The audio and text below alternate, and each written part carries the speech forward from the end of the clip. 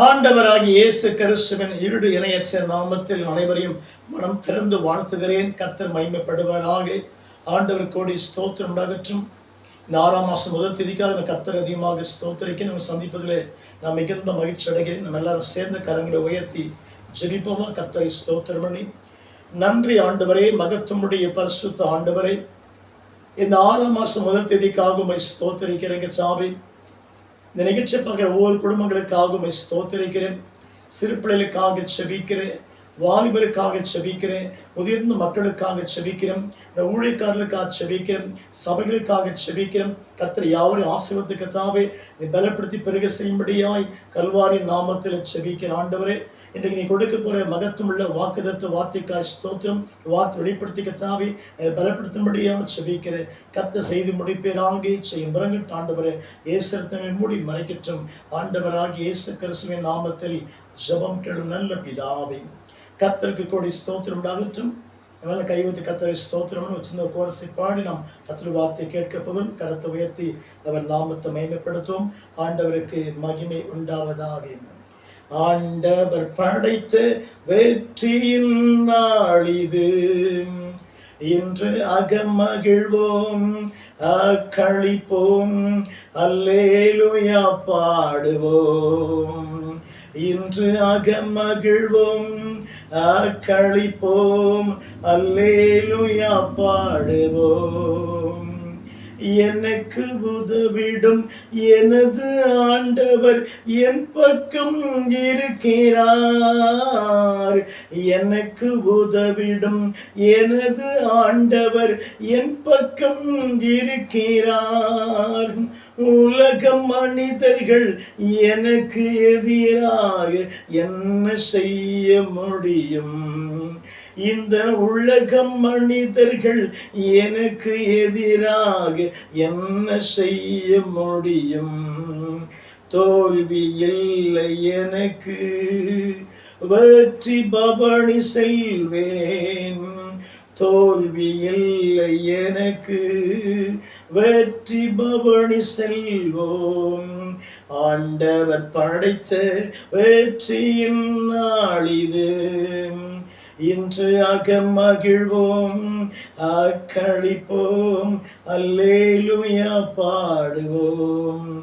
இன்று அகமகிழ்வோம், அக்களிப்போம், அல்லேலூயா பாடுவோம். வேதத்தை திறந்து வசனத்தை வாசிக்க போகிறோம். வாசிக்கிறோம். சங்கீதங்களின் புஸ்தகம் சங்கீதம் 37:25 வசனத்தை வாசிப்போம். நான் இளைஞனாயிருந்தேன், முதிர் வயது உள்ளவனுமானேன். ஆனாலும் நீதிமான் கைவிடப்பட்டதாயும் அவன் சந்ததி அப்பத்துக்கு இறந்து திரிகிறதையும் நான் காணவில்லை. அல்லேலூயா சொல்லுமா அன்புதே பிள்ளைகள், இந்த நீதிமான் சந்ததியின் வாசிக்கிறோம். அல்லேலூயா சொல்லுமா. அப்ப நான் என்ன விசுவாசிக்கிறேன்னா, தாவி சொல்றான், இளைஞனா இருந்தேன், முதிர் வயசாகி போச்சு, வயசாகி போச்சு, ஆனா இன்ன வரைக்கும் யார் கைவிடப்படலை? யாரை நம்பி? இயேசுவை நம்பி. ஆண்டவருக்கு மகிமை சொல்லுவோம்.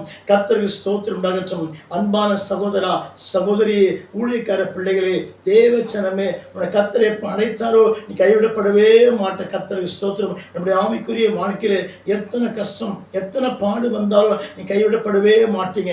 தோல்வி வரும், மிகப்பெரிய தோல்வி வரும், மிகப்பெரிய பாடு வரும், மிகப்பெரிய கஷ்டம் வரும். எப்படி மேற்கொள்ளும் சொல்லி ரொம்ப கலங்கி உட்காருவீங்க.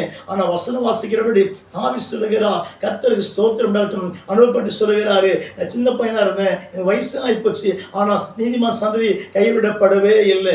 யார் அவர்கள்? கர்த்தரை அறிந்தவர்கள். தேவனுக்கு ஸ்தோத்திரம் உண்டாகட்டும். அன்புக்குரிய பிள்ளைகளே, அன்பு தேவ பிள்ளைகளே, அன்பு சகோதரம், இந்த வார்த்தை கேட்கும் போது இன்னும் உற்சாகமா வாழ்ந்து காட்டணும். அப்ப உங்க வாழ்க்கையில எப்ப இயேசு கிறிஸ்து தெய்வமா ஏற்றுக்கொண்டீங்களோ, கடைசி ஜீவன் போற வரைக்கும் நீ கைவிடப்படவே மாட்டீங்க. ஒரு காலம் நீங்க நம்புற கம்பெனி கைவிடும், மக்கள் கைவிடுவாங்க, மனுஷன் கைவிடுவான், சொந்தங்கள் கைவிடும், பெற்றெடுத்த பிள்ளைங்க கைவிடுவாங்க, பேர பிள்ளைங்க கைவிடுவாங்க, உலகமே கைவிடும் கூட. ஆனா எல்லாவற்றுக்கும் மேலாக இயேசு நம்பி வாழ்கிற எந்த மனுஷி, எந்த எந்த ஊழியக்கார பிள்ளைகள் கைவிடப்படவே மாட்டாங்க. ஆண்டவருக்கு ஸ்தோத்திரம். பிள்ளைகளே, இந்த வார்த்தையை கேட்ட பிற்பாடு இன்னும் உற்சாகம் அடையணும். தேவனுக்கு மகிமை. இந்த 5 மாசம் கடந்து 6ஆம் மாசம் நீங்க கால் எடுத்து வைத்து இருக்கிறீங்க. கொடுக்கிற வசனம் இன்றைக்கு என்ன? ஸ்தோத்திரம். சங்கீதம் 37:25 என்ன வாசிக்கும்? நீதிமான் சந்ததி கைவிடப்படவே இல்லையா. தேவனுக்கு ஸ்தோத்திரம்.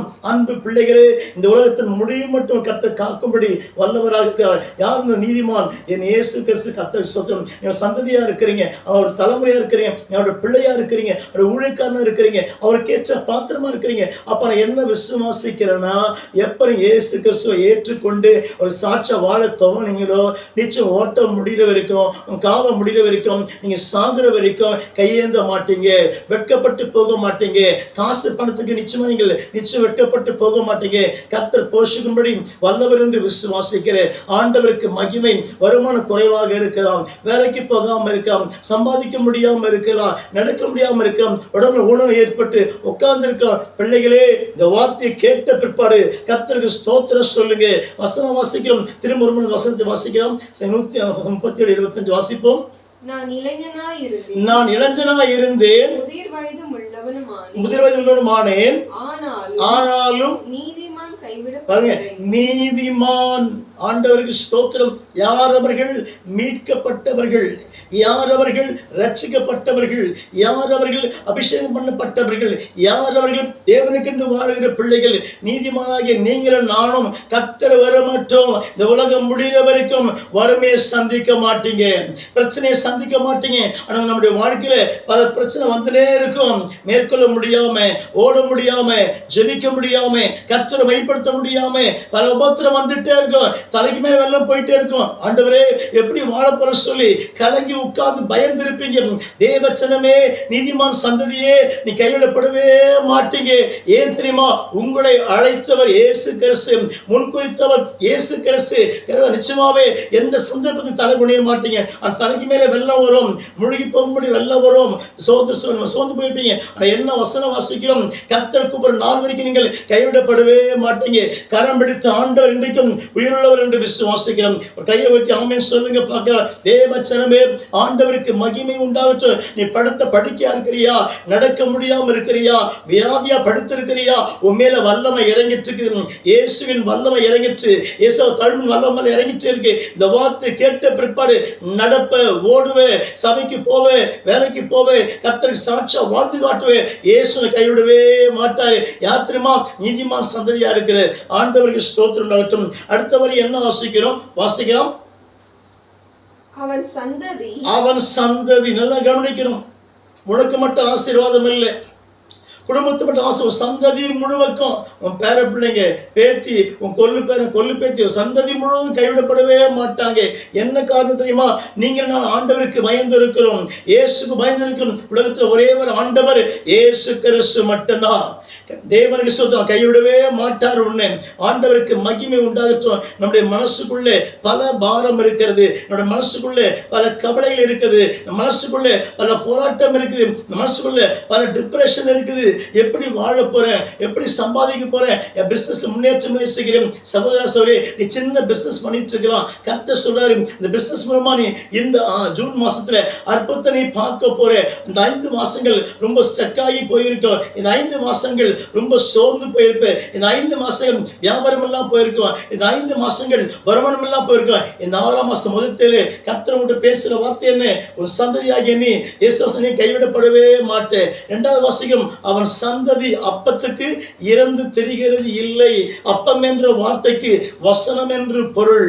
அப்பம் என்ற வார்த்தைக்கு தேவனுடைய கிருபை என்று பொருள். அப்பம் என்ற வார்த்தைக்கு ஆவிக்குரிய வாழ்க்கையினுடைய வரம் என்று பொருள். நிச்சயம் அப்பமாகிய வார்த்தைக்கு இறந்து தெரியவே மாட்டீங்க. தேவனுக்கு ஸ்தோத்திரம். தேவாகிய வசனமாகிய இந்த வார்த்தை நீங்கள் படிக்க இந்த வார்த்தை ருசிக்க இயேசுவ வார்த்தை தியானிக்க நிச்சயம் நீங்கள் கைவிடப்பட மாட்டீங்க, இறந்து தெரியவே மாட்டீங்க. அல்லேலூயா சொல்லுவோம். கருத்தை உயர்த்தி கர்த்தரை ஸ்தோத்திரம். பிள்ளைகளே, அன்பு சகோதரியும், உன் மனசுக்குள்ள பொல்லாத பாரம் இருக்குது.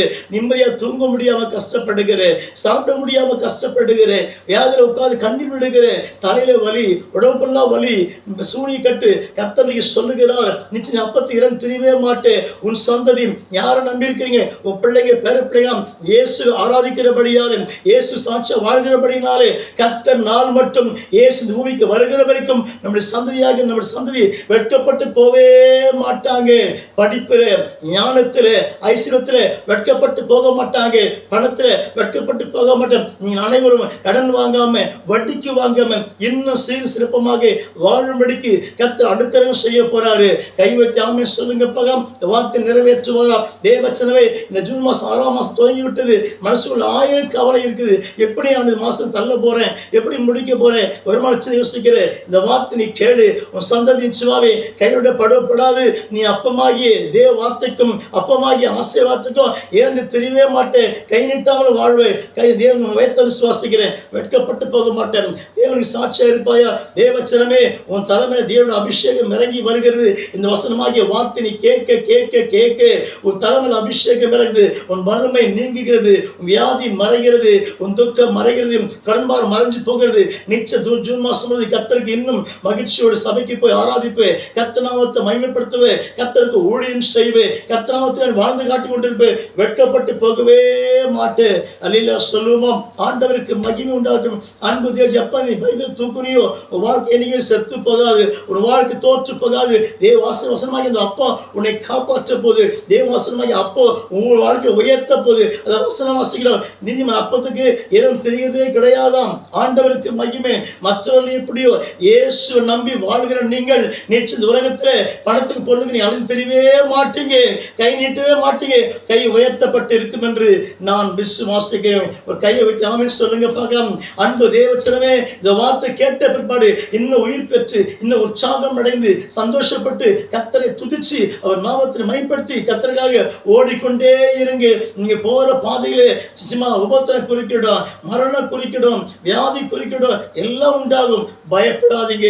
இந்த வார்த்தை கேட்ட பிற்பாடு நீங்கள் நிச்சயம் இந்த வார்த்தை இந்த மாசம் வாசிங்க. குடும்பம் கொஞ்சம் ஜெபம் பண்ணுங்க. கர்த்தர் அற்புதம் செய்வார். இந்த ஜூன் மாசத்துல பிள்ளைகளுக்கு ஃபீஸ் கட்டணும், காலேஜுக்கு ஃபீஸ் கட்டணும், எப்படி பண்ண போறேன், லட்சமாகுதுன்னு சொல்லி பயப்படுறீங்க. ஒரே ஒரு காரியம், நீங்கள் இந்த மாசத்துல அற்புதத்தை நிச்சயமாய் பார்ப்பீர்கள். உங்க பிள்ளைகளுக்கு ஃபீஸ் கட்டுவீங்க, காலேஜுக்கு ஃபீஸ் கட்டுவீங்க, ஸ்கூலுக்கு ஃபீஸ் கட்டுவீங்க. ஆண்டவரே எங்க பண்ண போறப்பா திகைத்து உட்கார்ந்து இருக்கீங்களா? இந்த வார்த்தை கேட்ட பிற்பாடு கர்த்தர் வழி திறந்து கொடுக்க போறாரு. நீ காற்றையும் காண மாட்டே, மழையும் காண மாட்டே. உன் பள்ளத்தாக்கிய ஆவிக்கிற வாழ்க்கை வசனமாகிய வார்த்தையாகிய அபிஷேகம், சாஸ்வத அபிஷேகம் நிறைந்து ஓட போகிறது. தேவன் செய்வாரா? யாரை நம்பி இருக்கிறீங்க? உலகத்தை படுத்த இயேசுவை நம்பி இருக்கிறீங்க. இந்த இயேசு நம்பின நீங்களும் உங்க பிள்ளைகளும் உங்க சந்ததியும் கைவிடப்படவே படாது என்று நான் நிச்சயம் உறுதியாக பேசுகிறேன். ஆண்டவருக்கு ஸ்தோத்திரம். இயேசுவை கைவிடவே இல்லை. கர்த்தருக்கு சாட்சியா வாழ்ந்து கொண்டிருக்கிறோம். எல்லாவற்றுக்கும் மேலாக தேவச்சனமே, இந்த வார்த்தையை கேட்ட பிற்பாடு சோர்ந்து போகாதபடிக்கு அப்பத்தி இறந்து தெரியவே மாட்டீங்க என்று நான் விசுவாசிக்கிறேன். திரும்ப ஒரு முறை வசந்த வாசல ஜெபம் பண்ணுவோமா? 37:25 வாசிக்கலாம். ஆண்டவருக்கு ஸ்தோத்திரம். நான் இளைஞனாய் இருந்தேன். தாவீது சொல்றார், நான் இளைஞனாய் இருந்தேன், முதிர் வயது உள்ளவனும் ஆனேன். ஆனாலும் நீதிமான் கைவிடப்பட்டான். சில வயசானவங்க யோசிப்பாங்க இல்லையா, ஐயோ நம்ம வயசாகி போச்சு, நம்ம யார் காப்பாத்துவாங்க, பணம் இல்லையே, பென்ஷன் இல்லையே. சில பென்ஷன் வரல, கவர்மெண்ட் கர்த்தர் ஸ்தோத்திரம், ரொம்ப கஷ்டப்படுறாங்க. ஆனால் வசனம் வாசிக்கிறோம், இயேசு ஏற்றுக்கொண்டு இருக்கிறீங்க, இயேசுக்காகவே வாழ்றீங்க. ஐயா அம்மா நண்பு பெரியவர்களே, நிச்சயம் நீங்க பயப்படாதீங்க. வயசுக்கு ஒருத்தவங்க 70 ஆயிருக்கலாம், 75 80 ஆயிருக்கலாம், கவலையே படாதீங்க. நீங்க ஜீவன் போற வரைக்கும் கர்த்தர்ட்ட போய் நீங்க சேர்ற வரைக்கும் யாரும் கையேந்தவே மாட்டீங்க. கர்த்தர் நிச்சயம் உயர்த்த போறாரு, கர்த்தர் போஷிக்க போறாரு என்று நான் விசுவாசிக்கிறேன். அதை வசனம் வாசிக்கிறோம். தாவீது சொல்றார் 37:25 என்ன வாசிக்கிறோம்? நான் இளைஞனா இருந்தேன், எனக்கு முதிர் வயது ஆகிப்போச்சு, வயசு ஆகிப்போச்சு. வாசிக்கலாம். நீதிமான் ஆனாலும் நீதிமான் கைவிடப்பட்டதையும். நீதிமான் யார்? அவர்கள் இயேசுவை அறிந்தவர்கள். நீதிமான் அவன் சந்ததி, அவனுடைய சந்ததி அப்பத்துக்கு இறந்து தெரிகிறதையும் நான் காணவில்லை. வசனம் சொல்லுது உங்களுக்கு. கர்த்தர் ஸ்தோத்திரம். இந்த வார்த்தை கேட்டு நீங்க உற்சாகமா இருங்க, பலமா இருங்க. இயேசுவை உயர்த்த வல்லவர் என்று விசுவாசிக்கிறேன். கர்த்தர் தாமே இந்த மகத்துவமுள்ள வார்த்தைகள் ஆண்டு கோடி மடங்கு ஆசீர்வதிப்பாராக. நம் கரங்களை உயர்த்தி கர்த்தரை ஸ்தோத்திரம் பண்ணுவோமா? அல்லேலூயா. சிங்கக்குட்டிகள் பட்டினி கிடைக்கும், ஆண்டவரை தேடுவோர்க்கு குறை இல்லையே. சிங்கக்குட்டிகள் பட்டினி கிடைக்கும், ஆண்டவரை தேடுவோர்க்கு குறையில்லையே, குறையில்லையே, குறையில்லையே. ஆண்டவரை தேடுவோர்க்கு குறையில்லையே. சிங்கக்குட்டிகள் பட்டினி கிடக்கும், ஆண்டவரை தேடுவோர்க்கு குறையில்லையே.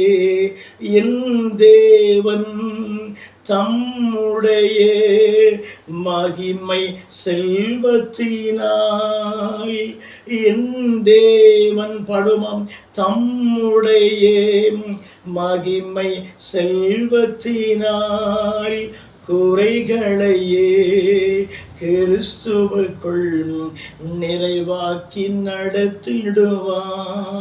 குறைகளையே கிறிஸ்துவுக்குள் நிறைவாக்கி நடத்திடுவார். சிங்கக்குட்டிகள் பட்டினி கிடக்கும், ஆண்டவரை தேடுவோர்க்கு குறையில்லையே. ஜெபம் செய்வோம். நல்ல ஆண்டவரே, நீ கொடுத்த கர்த்தாவே சங்கீதம் 37:25க்காக உம்மை ஸ்தோத்திரிக்கிறோம். இதை கேட்ட மக்களுக்காக, இந்த வார்த்தை கேட்ட மக்களுக்காக இந்த கோடி மடங்கு ஆண்டவரை ஸ்தோத்திரிக்கிறையா. கேட்ட ஒவ்வொரு மக்களுக்கு தாவே சோர்ந்து போகாம மனம் கலங்காதபடிக்கு ஒவ்வொரு குடும்பங்களிலே, ஒவ்வொரு கிறிஸ்துவ குடும்பங்களிலே, உலகத்து பல குடும்பங்களுக்கு தாவே ஒரு சமாதானம் பெருகற்றும், ஒரு மகிழ்ச்சிக்கத்தை பெருக்கெடுத்து ஓடும்படியாக, எல்லா தேவை சந்திக்கும்படியாக, பிள்ளைகளுக்கு திருமணத்துக்கு நிச்சயிக்கப்பட்ட பிள்ளைகளுக்காக செபிக்கிறேன். இந்த சோத்து பெயர் சந்திக்கும்படியாக செபிக்கிறையா. பிள்ளைகள் திருமணம் ஆகட்டும் கர்த்தாவே, இந்த நாமத்துக்கு கோடி ஸ்தோத்திரம் உண்டாகட்டும். கர்த்தரே மகிமைப்படுவீராக. இந்த வார்த்தை கேட்ட மக்களை கர்த்தர் கோடி கோடி மடங்கு உயர்த்துவீராக. இந்த வார்த்தை பெரிய செய்த ஆண்டவரே, ரத்தங்களை மூடி மறைக்கட்டும். குறிப்பிட்ட வியாதிப்பட்ட மக்கள் தீவன் தாமே அன்று சுகமாக்கும்படியா செபிக்கிற கர்த்தர் நடத்துவீராக. செய்ய மறக்கட்டும். இயேசு ரத்தம் மூடி மறைக்கட்டும். ஆண்டவராகிய இயேசு கிறிஸ்துவின் நாமத்தில் ஜெபம் கேளும் நல்ல பிதாவே. நாம் சேர்ந்து சொல்லுவோம். நம்முடைய கர்த்தராகிய இயேசு கிறிஸ்துவினுடைய கிருபையும் பிதாவாகிய தேவனுடைய அன்பும் பசுமை தங்கியிருப்பதாக. சேர்ந்து சொல்லும் யாவரும், என் ஆத்துமாவே கர்த்தரை ஸ்தோத்திரி, என் முழுமையோட பரிசுத்த நாமத்தை ஸ்தோத்திரி. என் ஆத்துமாவே கர்த்தரை ஸ்தோத்திரி, கர்த்தர் செய்து சகல உபகாரங்களையும் மறவாதே. கர்த்தர் தாமே யாவை கர்த்தர் கோடி மடங்கு ஆசீர்வதிப்பாராக, ஆசீர்வதிப்பாராக. God bless you. கர்த்தர் நல்லவர்.